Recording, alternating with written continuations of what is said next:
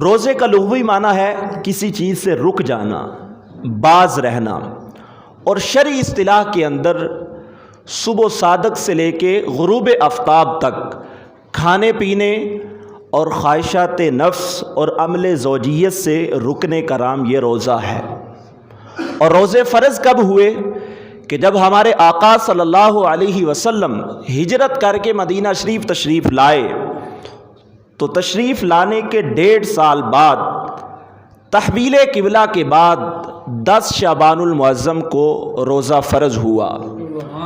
اور روزے سے پہلے اللہ تعالیٰ نے نماز اور زکوٰۃ کو فرض کر دیا تھا، اور تیسرے نمبر پر اللہ تعالیٰ نے روزے کی فرضیت کا حکم ارشاد فرمایا، کیونکہ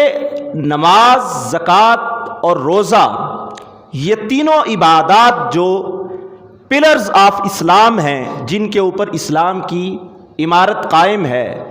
ان میں سب سے پہلے اللہ تعالیٰ نے نماز کو فرض کیا، کیونکہ زکوٰۃ اور روزے کے مقابلے میں نماز کو ادا کرنا یہ آسان ہے، اور اس کے بعد اللہ تعالیٰ نے زکوٰۃ کو فرض کیا، کیونکہ زکوٰۃ ادا کرنا، اپنے مال کو خرچ کرنا، یہ انسان کی طبیعت کے اوپر بہت بڑا بوجھ ہوتا ہے، تو زکوٰۃ یہ نماز کی بنسبت تھوڑا مشکل کام تھا، اور زکوٰۃ کے بعد اللہ تعالیٰ نے پھر روزے کو فرض کیا، کیونکہ روزہ زکوٰۃ سے بھی مشکل تھا،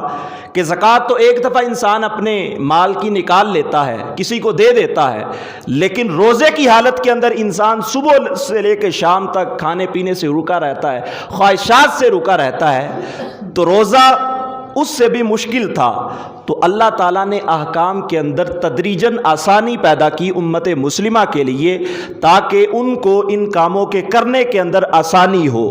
اور قرآن کے اندر بھی اللہ تعالیٰ نے ان کی ترتیب سورہ احزاب کے اندر اسی طرح ذکر کی کہ والخاشعین والخاشعات، نماز میں خشوع کرنے والے مرد اور نماز میں خشوع کرنے والی عورتیں، والمتصدقین والمتصدقات، اور صدقہ دینے والے مرد اور صدقہ دینے والی عورتیں،